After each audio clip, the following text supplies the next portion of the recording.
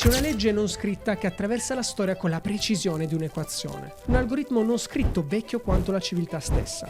Un segnale che gli imperi fingono di non sentire fino a quando non è troppo tardi.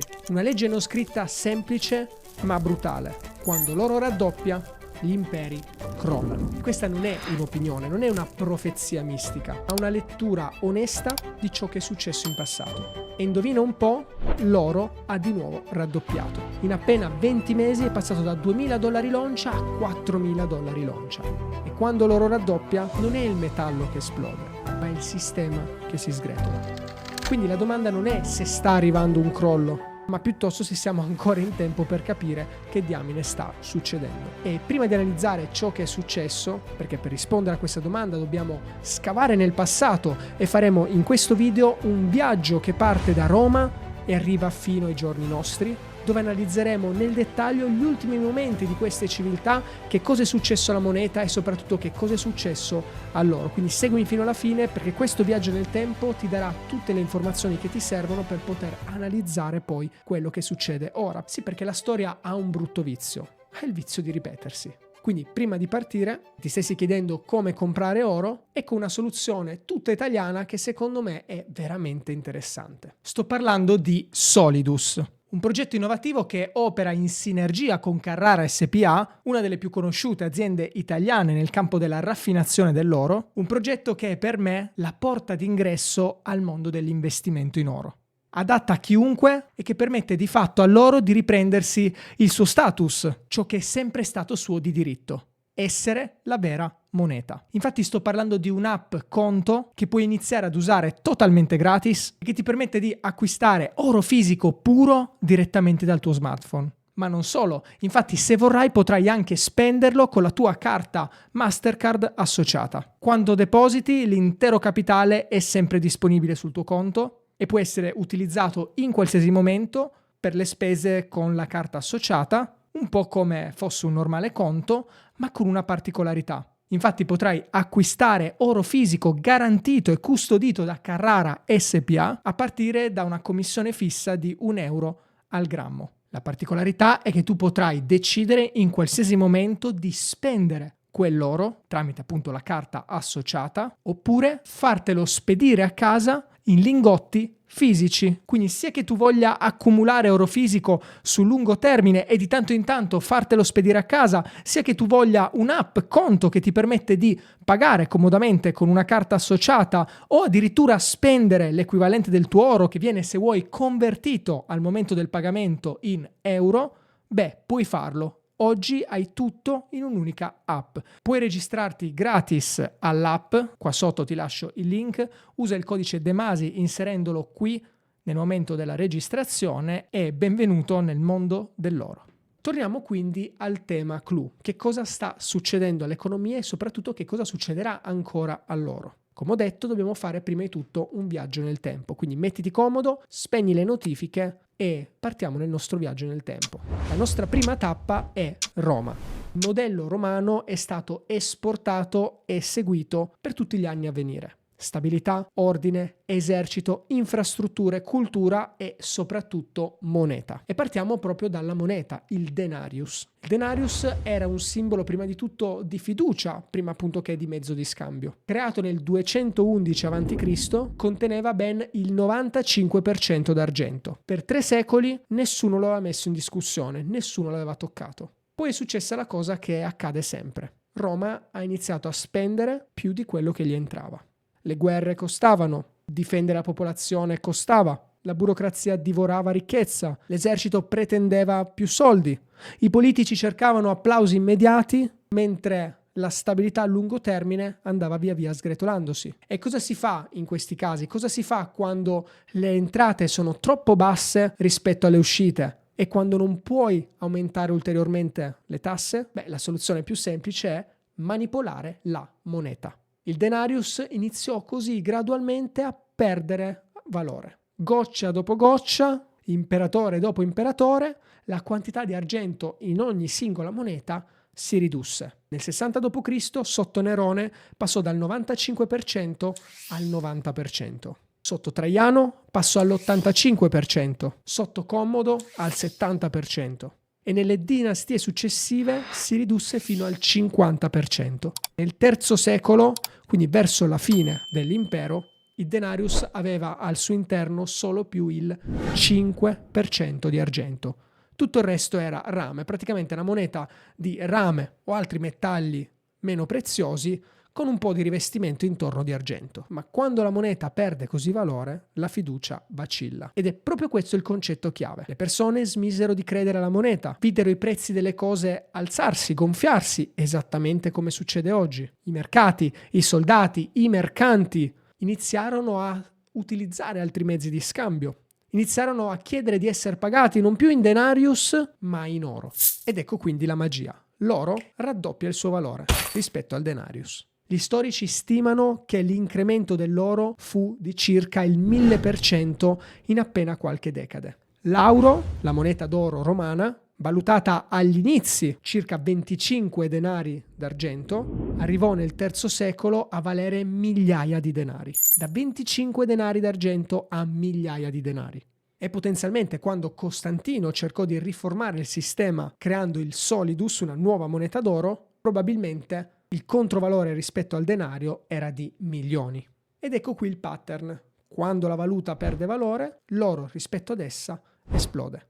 Le persone perdono fiducia non capendo che cosa sta succedendo, si trovano semplicemente più povere, si trovano a non riuscire a comprare ciò che prima compravano con il denaro che hanno oggi in mano. Cicerone stesso disse che alla lunga i cittadini non avevano neanche più idea di quanto valessero i propri soldi, da quanto velocemente era avvenuta questa svalutazione. Caracalla, uno degli imperatori di questo periodo, disse: nessuno dovrebbe avere soldi all'infuori di me per poter pagare i soldati. Ovviamente aumentò poi gli stipendi dei soldati, si stima di un 50%.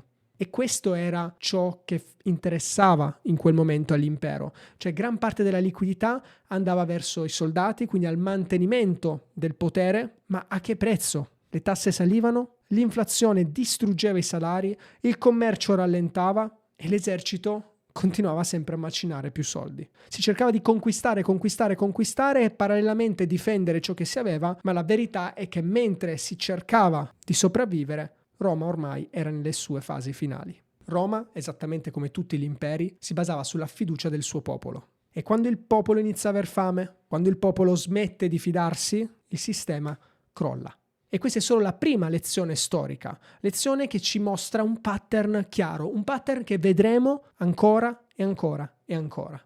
Il denaro si svaluta, l'oro raddoppia, l'impero crolla. Facciamo un salto nel tempo, arriviamo al 1500 d.C. e ci troviamo in Spagna. La Spagna viveva in questi anni un momento di gloria.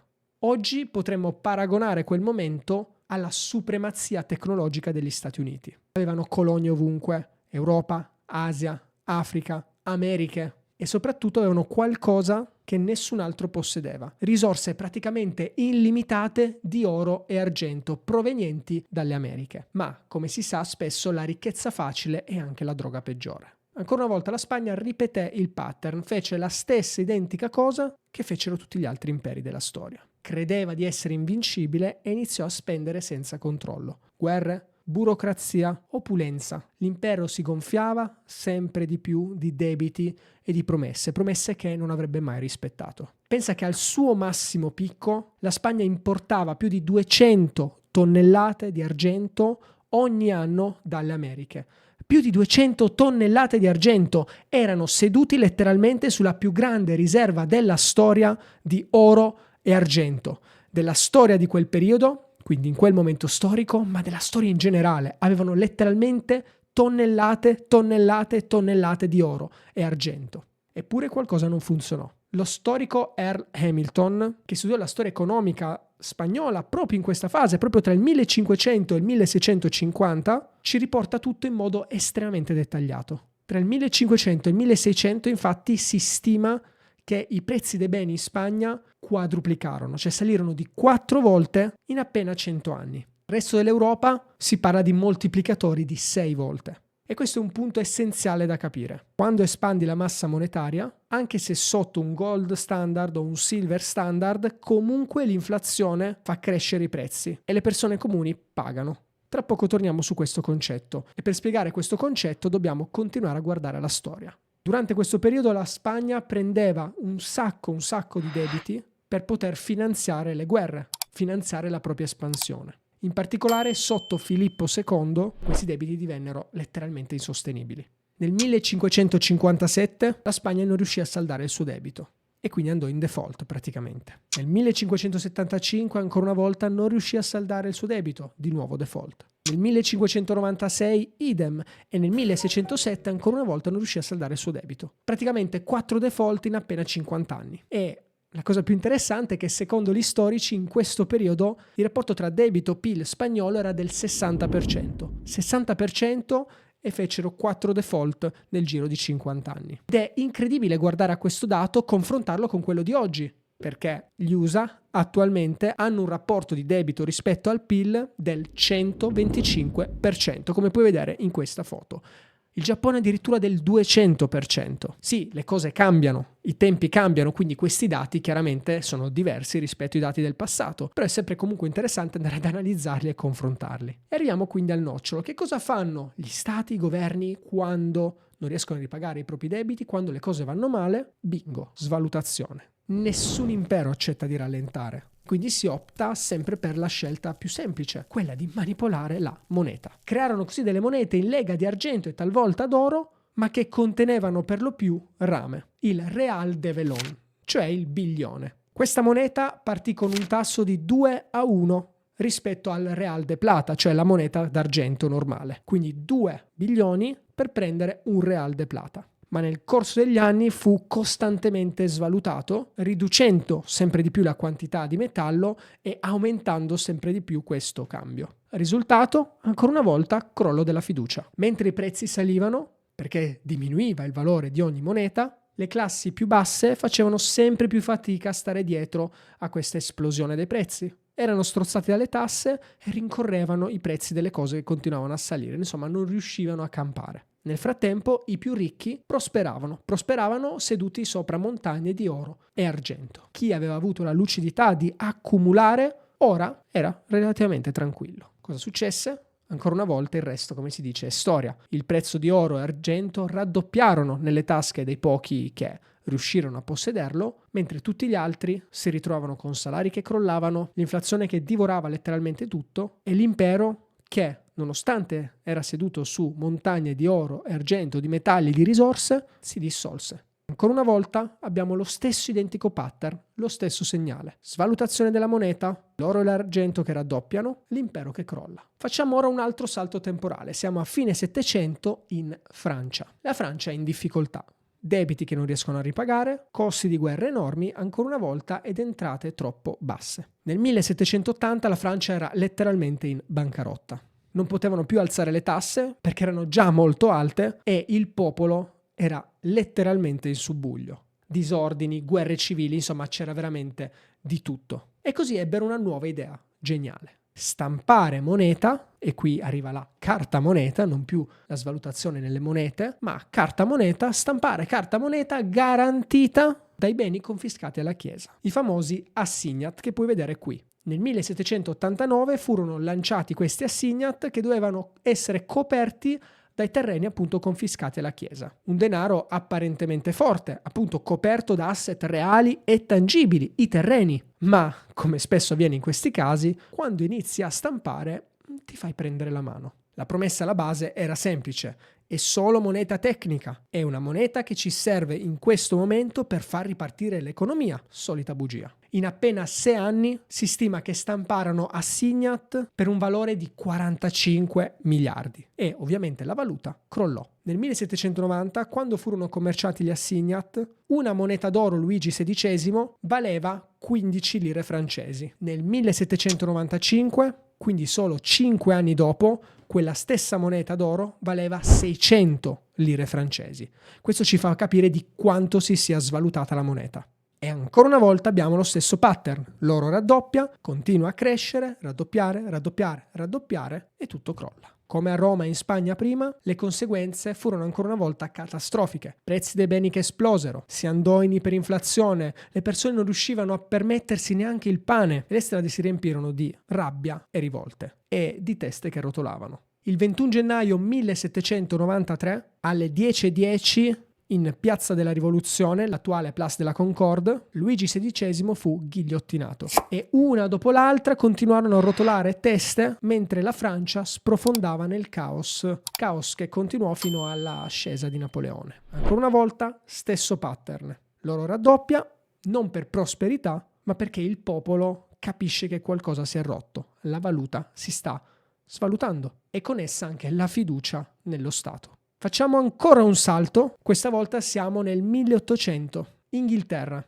La sterlina nel 1800 era la moneta globale basata sull'oro, la moneta di riserva del mondo. Insomma, un po' quello che è oggi il dollaro. Londra era il centro della finanza globale. Ancora una volta guerre, debiti e opulenza ruppero il sistema. Durante la prima guerra l'Inghilterra sospese temporaneamente il gold standard e stampò letteralmente moneta per poter finanziare appunto la guerra. Nel 1920 tentò di ritornare al gold standard, ma ormai la fiducia era rotta, ormai la moneta era svalutata e il tasso di cambio non rappresentava più quelle che erano le promesse che avevano fatto. Dopo la seconda guerra mondiale Londra si trova ancora più indebolita da anni di spese militari e ancora una volta la sterlina è sotto pressione. Nel settembre del 1949 la sterlina viene svalutata in un colpo solo del 30%. Che cosa fa l'oro?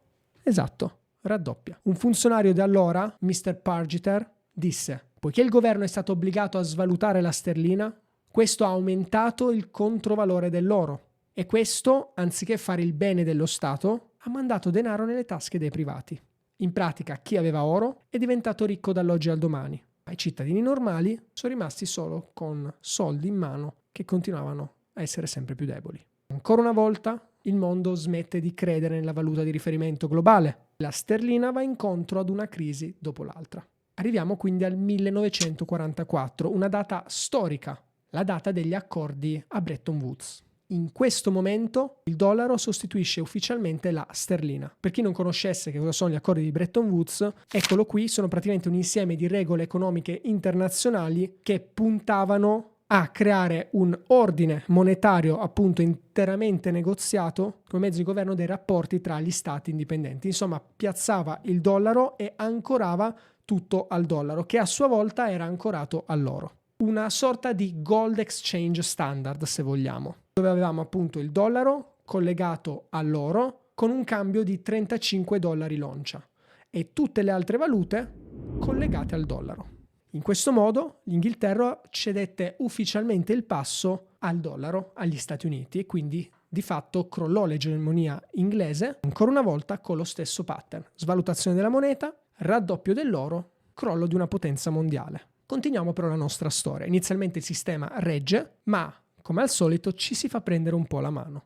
Nel 1960 un eccesso di dollari rispetto alle riserve effettive auree scatena nuovi problemi e ancora una volta si è speso di più indebitandosi. Nel 1961 8 banche centrali, praticamente le più importanti dell'epoca, cercarono insieme di mantenere sotto controllo il prezzo dell'oro, che era stato fissato a 35 dollari l'oncia ma che difficilmente riusciva a rimanere su questi livelli, data la svalutazione monetaria in corso. Quindi cosa fecero? Misero insieme tutte le loro riserve auree nel London Gold Pool, un'enorme bacinella, un'enorme vasca che raccoglieva appunto tutte le loro riserve auree e che aveva il compito, tramite acquisto e vendita, di andare a riportare in asse, riportare sui 35 dollari l'oncia l'oro. Il piano durò 7 anni, nel 1968 fallì. Si crearono così due mercati, uno pubblico e uno privato. Quello pubblico con il prezzo fissato a 35 dollari l'oncia, in cui le banche entravano in gioco con le proprie riserve per ricoprire i debiti delle varie potenze.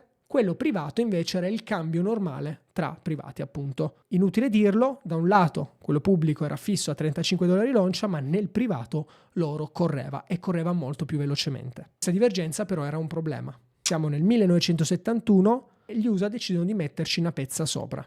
Nixon chiuse definitivamente il gold standard, un momento che passò letteralmente alla storia. Infatti da quel momento in poi i cittadini non poterono più cambiare i propri dollari in oro, quindi le banche potevano raccogliere oro, ma non potevano cambiare oro, quindi dare oro in cambio di dollari. Allo stesso tempo e ricorda bene quello che ti sto per dire, allo stesso tempo impose dei dazi al 10%, dovrebbe suonarci familiare, sulle importazioni per spingere gli altri paesi a rivalutare la propria moneta rispetto al dollaro. Nel 1973, quindi appena 2 anni dopo, l'oro passò da $35 a $68. Ci siamo. Il raddoppio. Negli ultimi anni l'oro è nuovamente raddoppiato. Come ho detto e come puoi vedere in questo grafico è passato da $2.000 a $4.000 in neanche 2 anni. Ancora una volta un raddoppio esponenziale. A Bretton Woods l'oro era stato fissato a $35 l'oncia. Nel 73 aveva già raddoppiato arrivando a $68 l'oncia. Ma guarda questo grafico,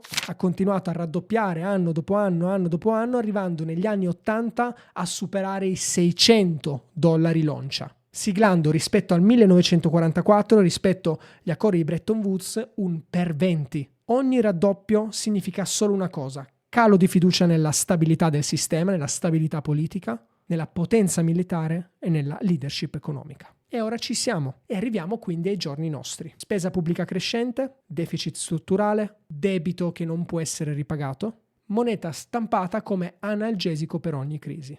Risultato? Crollo della fiducia, incremento dell'oro. Le banche centrali stanno accumulando oro a ritmi veramente serrati. Come puoi vedere in questa foto, hanno raggiunto livelli negli ultimi 3 anni estremamente più elevati rispetto al passato. JP Morgan addirittura ha dichiarato che oro e Bitcoin stanno diventando le 2 protezioni principali contro la distruzione del potere d'acquisto delle valute fiat. E ora inizia la fase più pericolosa, quella in cui tutto sembra normale, mentre in realtà ci sono forti cambiamenti in atto. L'inflazione ufficiale dice che è tutto sotto controllo. I giornali non parlano troppo di quello che sta succedendo all'oro, di quello che sta succedendo sotto la superficie. Il mercato azionario sembra infischiarsene e continuare a stampare nuovi massimi uno dopo l'altro, anche se in questa fase è in correzione comunque. Le politiche fiscali sembrano sostenibili, tutto sembra abbastanza gestibile, anche se i dati non sono proprio molto positivi, però in linea generale sembra essere tutto abbastanza ok. Sotto la superficie però si sta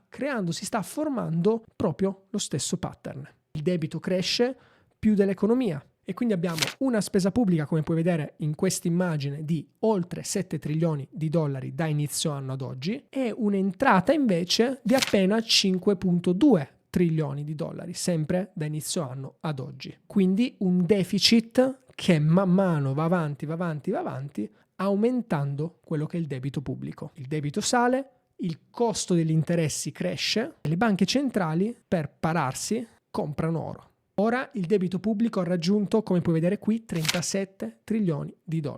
Un livello altissimo, un'impennata altissima, come puoi vedere dal 2005 ad oggi, negli ultimi 20 anni c'è stata proprio un'accelerazione incredibile. Wall Street chiama tutto questo il debasement trade. E cosa succede? L'oro raddoppia. Questo è il segnale, questo è sempre stato il segnale. La storia dice che quando compare questo segnale, quando si accende questa spia, l'impero affronta una fase di transizione. La maggior parte la negano e crollano, una parte riesce a sopravvivere ma perde tanto terreno. Vediamo che cosa succederà con gli Stati Uniti. Ma vediamo ora bene gli step, ogni singolo step, perché per ora li abbiamo accennati, svalutazione, raddoppio, crollo, ma adesso andiamo a vedere bene ogni singolo step per poter imparare a leggerlo in quello che è lo scenario macroeconomico. Tutto parte con il governo. Il governo che fa promesse che non può rispettare. Quando le tasse non possono coprire i costi, ecco che i governi vanno dalle banche a chiedere denaro. Si parla quindi di monetizzazione del debito o, volgarmente, stampaggio di denaro. Questa è la versione moderna di ciò che fece Roma, ciò che fece la Spagna e ciò che fece la Francia, svalutando la propria moneta. In pratica stiamo parlando di signoraggio, cioè un modo per diminuire il valore della moneta, del soldo, aumentando la massa monetaria. E di fatto questa manovra ruba valore al denaro circolante. In pratica, con la monetizzazione del debito, gli stati vanno dalle banche centrali e le banche centrali comprano bond, comprano buoni del tesoro dello Stato, di fatto iniettando liquidità. Questo è il senso, quindi stampando, tra virgolette, denaro. E quindi cosa succede? Aumenta la massa monetaria in circolazione e tac, l'inflazione sale. E questo, attenzione, non è un fenomeno tecnico, l'inflazione non è una controindicazione, qualcosa che succede, è successo, c'è l'inflazione. No, non è così.